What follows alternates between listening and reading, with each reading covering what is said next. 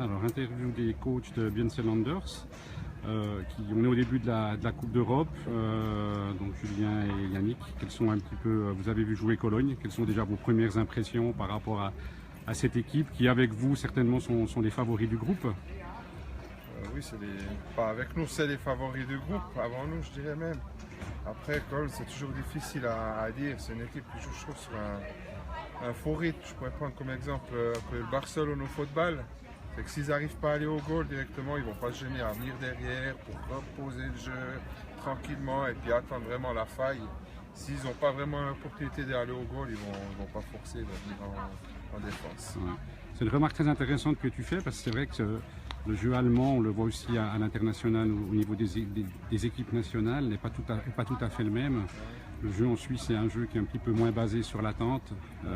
Ça fait une différence quand même. Ouais, c'est sûr, ça fait une différence. Et puis, justement, c'est là où il faut faire très attention, c'est l'homme à homme. Du moment qu'il y en a un qui lâche un peu son nombre de 2-3 mètres, ben c'est ce qu'ils attendent. Et puis c'est là qu'ils vont aller attaquer le but et puis partir en surnombre. Quelques mots peut-être sur le terrain. Le terrain me semble un petit peu plus étroit que chez nous. Bon, il y a des bandes, c'est un vrai terrain d'inline. Ça peut un petit peu avantager les équipes suisses plutôt que de jouer contre des murs. C'est quoi vos impressions? C'est vrai qu'on en a parlé hier soir. Déjà, on a commencé à dire qu'il n'y avait pas beaucoup de place derrière le but pour la sortie de zone. Et puis, de fil en aiguille, on a remarqué qu'il manquait probablement 2-3 mètres aussi sur la largeur.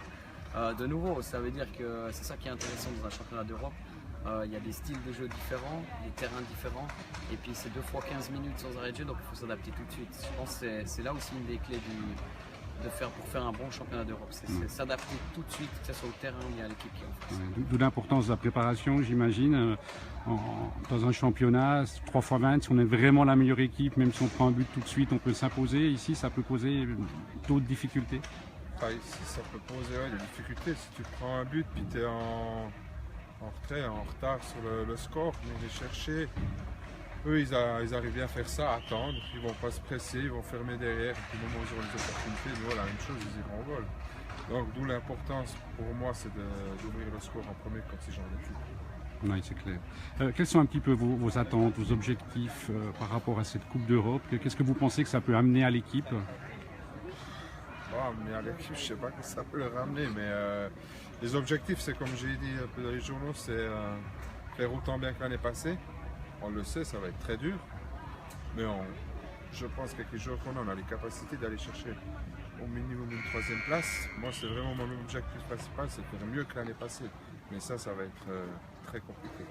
Bon, je pense que c'est une ambition légitime. Vous avez beaucoup de joueurs aussi qui ont l'habitude de participer à des événements internationaux, que ce soit avec l'équipe nationale ou vous êtes vraiment des routiniers de ce genre d'événement. Et c'est justement là que c'est important. Il faut que ces joueurs amènent avec eux l'expérience. Ils ont fait, comme tu le dis justement, plusieurs championnats d'Europe contre plusieurs équipes sur plusieurs terrains.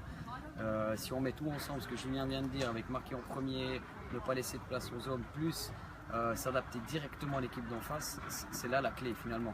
Avoir des bons joueurs qui ont de l'expérience, c'est bien, mais il faut qu'ils la mettent à profit.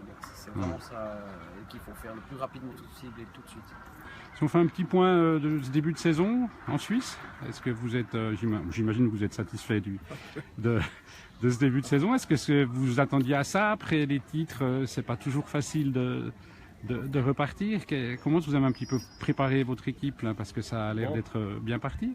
Ouais, préparé, j'ai pas changé par rapport à la saison passée, on a fait une bonne préparation d'hiver, pas mal d'endurance, on travaille pas mal la force, et puis après c'est sûr, en termes du championnat, on ne pouvait pas rêver mieux, je veux dire on perd, si je ne me trompe pas, 4 points jusqu'à maintenant, donc sur 15 matchs c'est plus que bien, c'est très satisfaisant.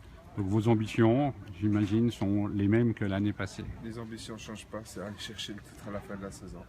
D'accord. Je pense qu'on aura l'occasion de se revoir durant cette Coupe d'Europe, faire le point peut-être en fin de journée ou demain, vraiment suivre un peu ces équipes suisses. Je vous souhaite bonne chance pour cette compétition et puis on espère que vous alliez le plus loin possible. Merci beaucoup. Merci. Merci.